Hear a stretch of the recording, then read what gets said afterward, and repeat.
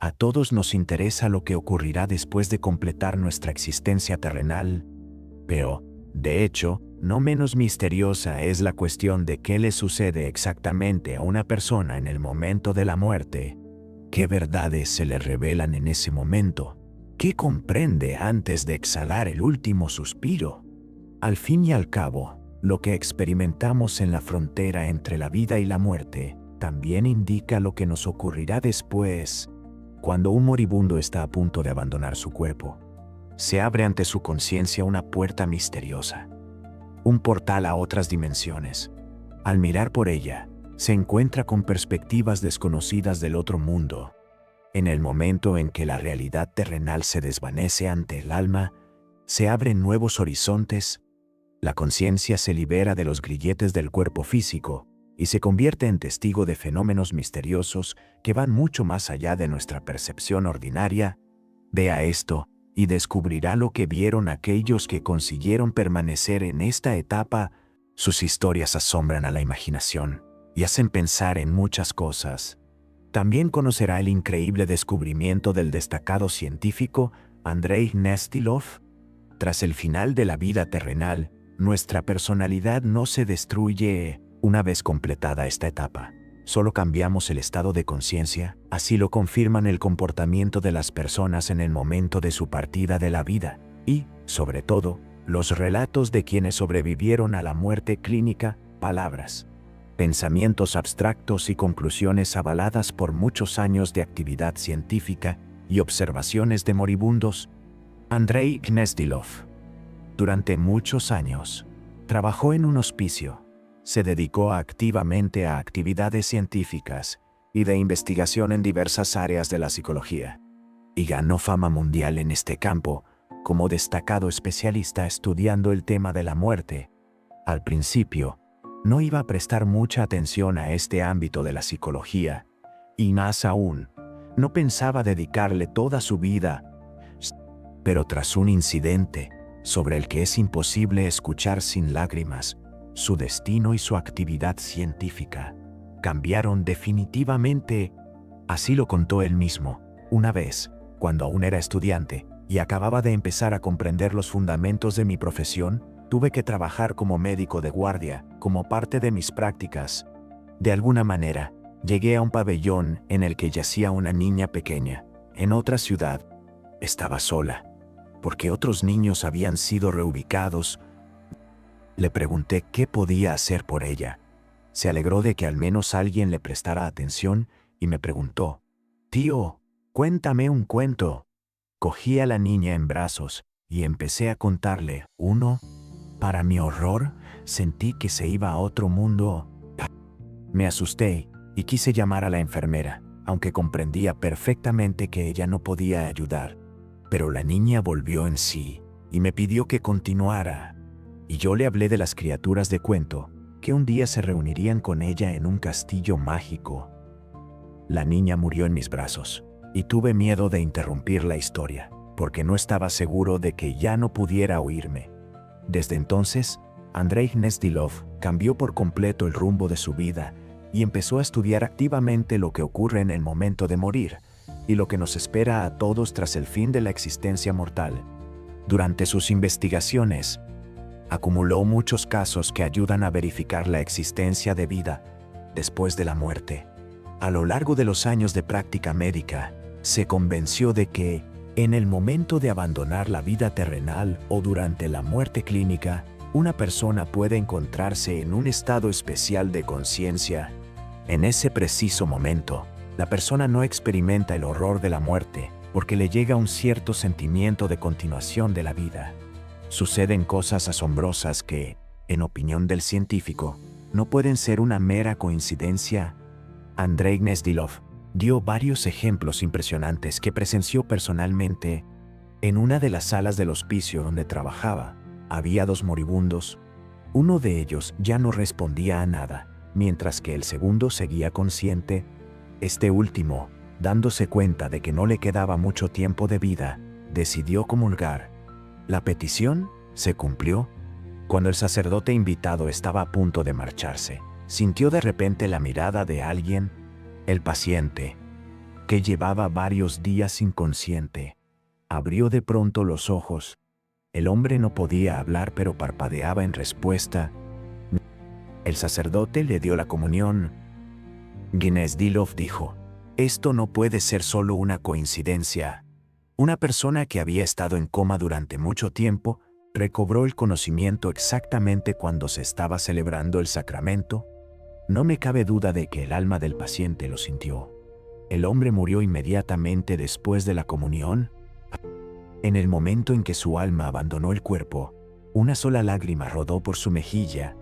En ese momento, reinaba en la sala una atmósfera de bondad e iluminación, algo que acompaña a la apertura de la conciencia espiritual. Observaciones e investigaciones posteriores demostraron que, en tal estado, una persona puede experimentar visiones especiales que le ayudan a darse cuenta de su muerte inminente. No solo eso, hay casos que sugieren algo más. Por ejemplo, el científico citó una historia que les ocurrió a sus propios familiares. Una mujer moribunda pidió a su hija que fuera a buscar a un sacerdote. A la hija le sorprendió esta petición, porque en el pueblo donde vivían hacía tiempo que la iglesia estaba abandonada. ¿Dónde podría ir? «Sabes que la iglesia lleva años cerrada», dijo, pero la anciana insistió. La hija fue a la estación de tren cercana y, por una sorprendente coincidencia, se encontró allí con un sacerdote. Corrió hacia él y le pidió que fuera a confesar y limpiar a la moribunda. El sacerdote accedió y todo sucedió como debía. En las últimas horas de su vida, la abuela moribunda recibió la gracia que la ayudó a partir en paz.